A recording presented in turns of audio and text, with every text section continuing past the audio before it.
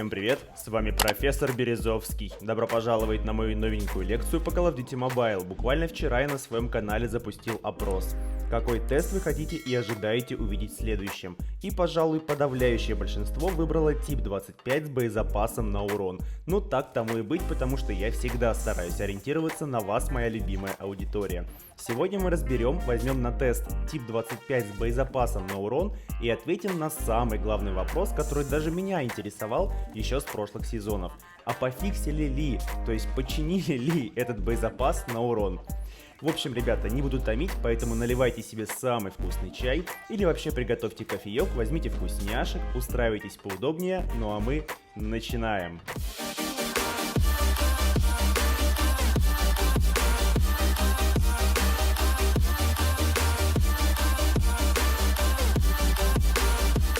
И по традиции вначале замеряем главные модули по урону в цифрах. Сразу видим, что у нас фаворит — это боезапас на урон плюс расширенный МИП плюс монолит. Смотрим все это дело по пулям для убийства, и то же самое, ребята, лидирует последняя строчка. Но нужно для себя четко определиться, нужен ли этот боезапас, потому что, если помните прошлый ролик, то боезапас на урон очень сильно снижал скорострельность у оружия. Давайте поэтому, ребята, проведем тест на скорострельность. Слева у вас сток, а справа боезапас на урон. Воу, ребят, походу починили боезапас, потому что практически одинаковая скорострельность. Давайте сразу следом с вами замеряем отдачу разброс. Я замедлил, 25% скорость поставил. Мы с вами посмотрим кучность стрельбы и отдачу. Видим, что справа, да, боезапас чуть-чуть больше отдачу вверх выбивает. И смотрите по стрелкам, кучность стрельбы лучше у стока. Но чуть-чуть, совсем чуть-чуть. Поэтому практически, ребят, разницы никакой нет. Давайте с вами выведем ТТК по всем модулям. И видим сразу, что у нас образовывается по ТТК, то есть время для убийства врага, лидер. Это либо мы ставим, собственно, МИП и монолит, либо накидываем к этой связке боезапас. Для вас нужно четко определиться. Смотрите, ребята, подсказываю.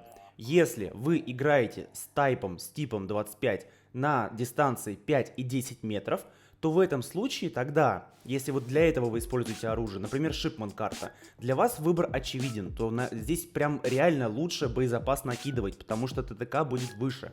Ну, точнее, будет меньше и лучше, вот так. Если вы играете от 20 метров, и лично я на этой дистанции отрабатываю с тип 25, ну вот лично вот так вот я играю, такой у меня геймплей, то тогда в этом случае, ребят, боезапас вам, да в принципе пофигу, реально, он вам не нужен, потому что абсолютно одинаковые результаты, что с боезапасом, что без. Поэтому для себя я выберу именно без боезапаса. Смотрите, сразу давайте сборку. Можно стойкость выбрать, если у вас это режимы обычные, типа дисматч. Например, в рейтинге вы играете, лучше выбирать стойкость, наверное, потому что не будет выбивать вверх прицел, когда вас будут попадать. Стервятник ставим только если вы фанитесь и вам патронов не хватает. Так, давайте с вами связку нашу, да, расширенный МИП плюс монолитный глушитель, уже имба. И с вами определяемся с боезапасом, как я вам сказал. Останавливающее действие ставим, если вы отыгрываете 5-10 метров на этой дистанции. Там, допустим, Нюктаун или там карта Шипман, например, ну и так далее. Я для себя ставлю быстрый боезапас на 42 патрона. Во-первых, реально нужны патрону типу, их реально не хватает, особенно в агрессивной игре, как я, допустим, постоянно рашу. И быстрая перезарядка тоже как бы must have. Ставлю для себя лично коллиматор. И вот дальше, ребят, смотрите, я для себя выбрал лазерный ОВС, объясню почему. Вместо него можно заднюю рукоять поставить, и будет быстрее прицеливаться, да, но минус точность прицеливания, точнее минус точность разброса в прицеливании. Смотрите, получается минус точность, минус контроль, но чуть выше подвижность будет. Не очень, ребят, вот я отыграл, мне лично не очень. Пули летят недостаточно точно. Поэтому чуть ниже будет скорость прицеливания, зато точность будет крутая. Если у вас проблемы с горизонтальной отдачей на эту пушку, ставьте устойчивый RTC. Тогда у вас по горизонтали будет гораздо меньше разброса. Можно, в принципе, вместо лазерки поставить, да, либо вместо коллиматора, например, можно поставить. Если у вас дикие проблемы с вертикальной отдачей, и вы не можете ее контролировать на тайпе, тогда ставьте рейнджер, либо ударную переднюю рукоятку, либо переднюю рукоятку оперативника.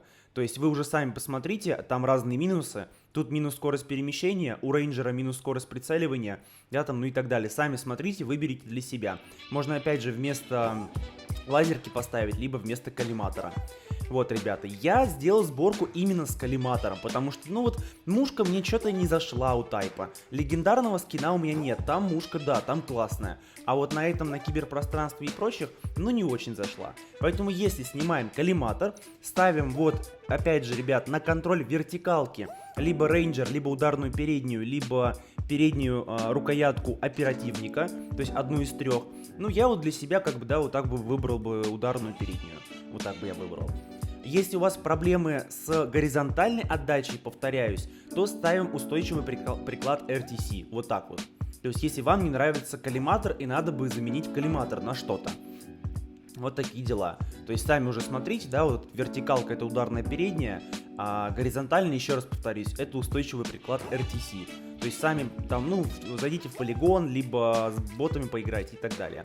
Но, ребят, моя сборка вот такая. Вот для себя я буду отыгрывать вот с таким тайпом, и я понял, что для меня это имба. Давайте контрольную работу. Так, превосходство, карта стендов. Неплохо, неплохо. Скорость прицеливания нормальная, приемлемая, в порядке. Давайте покажу вам разброс, отдачу. В принципе, ребят, ее реально контролить, но не совсем в ноль. То есть, ну, видите, немножко швыряет по горизонтали. Чуть-чуть в начале швыряет по горизонтали. Поэтому, если для вас это проблема какая-то, то выбирайте себе спокойненько устойчивый приклад RTC. Там у нас стабилизация, там у нас точность, там у нас устойчивость горизонтальной отдачи. И вам будет гораздо проще, если вы зажимаете на даль, например. Потому что вблизи-то легко контролировать, а вот на даль вам очень сильно поможет. Но для меня это не проблема, как бы, ну да, швыряет немножко по горизонтали, да и ладно. Как бы я с этим справляюсь, мне не мешает это. Так, ага. Сюда, подкатик. И ладно, ну там агрессор, ребят. Агрессор это 3 пули, как бы, ну, 3 пули против там 23, так скажем. Ну, то есть у тайпа маленький урон, согласен, маловат урон, но очень высокая скорострельность. Вы видите, да? То есть очень высокая скорострельность у пушки, и за счет этого она нагибает. За счет этого она забирает легко. Так, а ну-ка сюда, иди. Оба от бедра. Нормалды, нормалды. Так. Я что-то не понял. Он мне с агрессором будет карточку, что ли, портить? Я что-то не понял. Вот тут не въехал сейчас. Взял агрессор, значит, против тайпа. Как бы с низкой скорострельностью мощное оружие против маломощного, но с высокой скорострельностью. Что же лучше? Опачки. Опачки, нормалды. Так, что-то звуки слышу. Там разбивают молотов вовсю. Ага, ну ладно, ладно. Фиг с ними как бы. Так, ну чё, где? Где у нас? Где противнички? Где? А, все вижу на карте. Понял. Понято, принято. Так, выдвигаемся. Давайте наверх пойдем отсюда. И сверху попробуем. Ясно, никого нет. Опачки. Опачки от бедра. Слушайте, я хочу сказать, что тайп очень приятно играется от бедра. В принципе, я уже говорил в прошлом ролике, это было давно, как только когда кастомизация вышла, что тайп отыгрывается как ППшка. То есть от бедра классно стреляет, что нам не дает обычная штурмовка. И, собственно, высокая скорострельность у пушки. То есть прям очень комфортно. Вы сбриваете реально как с ППшкой. Вот. Так, кто не смотрел, кстати, прошлый ролик, обязательно посмотрите. Обязательно. На канале. Это вышло буквально, когда было начало кастомизации. Так. Ясно, понятно. Короче говоря, когда вот... Не люблю такие моменты, такие катки, когда враг просто шныряется по всем углам. То есть особо не парашишь, потому что все засели в домах, все где-то там шныряются, прячутся, и что-то геймплей такой себе. То есть, вроде ты бегаешь по всей карте, как ошалелый. Давайте вот Б закроем. Раз, два. Вот и все. Вот и закрыли. Опа. Ага. Не успеваю. Блин. Ладно, короче. не успел я. Ладым. Так, нам карту перекрыли. Никто ее сбивать, конечно же, не будет. Ну и я тоже не буду. Зачем мне, как говорится, ее сбивать? Мне и так хорошо. Я на звук ориентируюсь. Так. Опа. Нормально. Нормально. Тем более под конец катки, как бы, ну, какой смысл, если, да, пару фрагов вам остается, точнее, пару очков получить, да, и следующий раунд. Какой смысл вам, как бы, сбивать? Вообще никакого суетиться.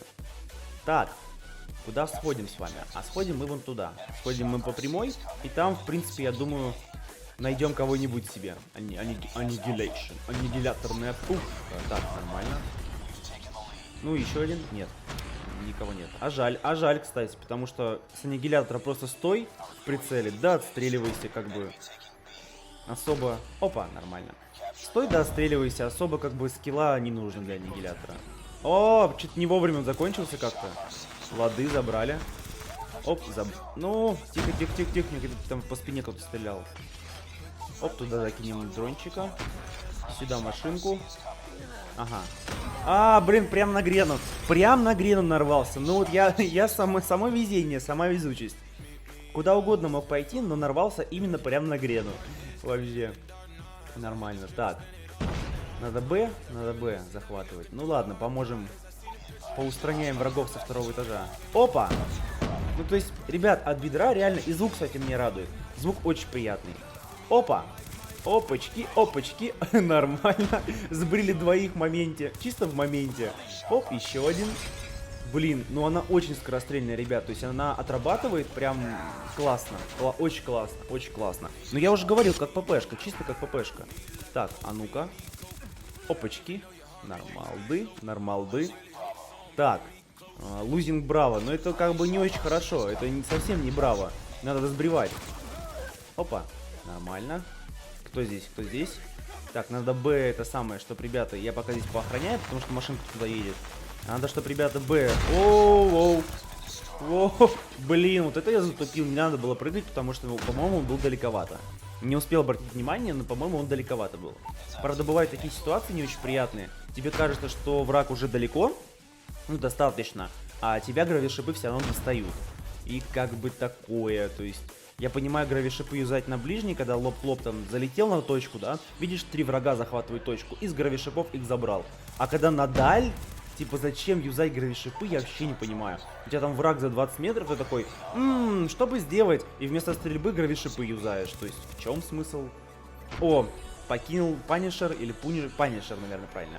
Покинуть игру. Ага. Ребят, никогда так не делайте, реально. Посреди катки, чтобы так покидать своих ребяток. Так. Блин, такая безысходность была реально. Короче, активка стоит, ракета не сработала. Потом из гравишипов пытался меня забрать издалека. Там, где надо стрелять с оружия. И тоже не удалось, я его забрал. Блин, такая безысходность у парня. Прям обидно за него, реально. Бедный. Так. Тут чувство, когда вообще по таймингам не угадываешь. Да. Вот колда в последнее время, ну как в последнее время, наверное, последние сезона 2.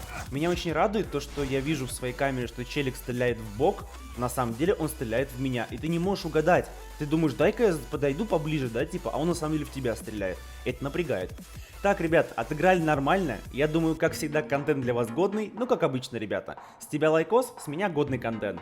Всем огромное спасибо за просмотр, за поддержку и до новых встреч. Пока-пока.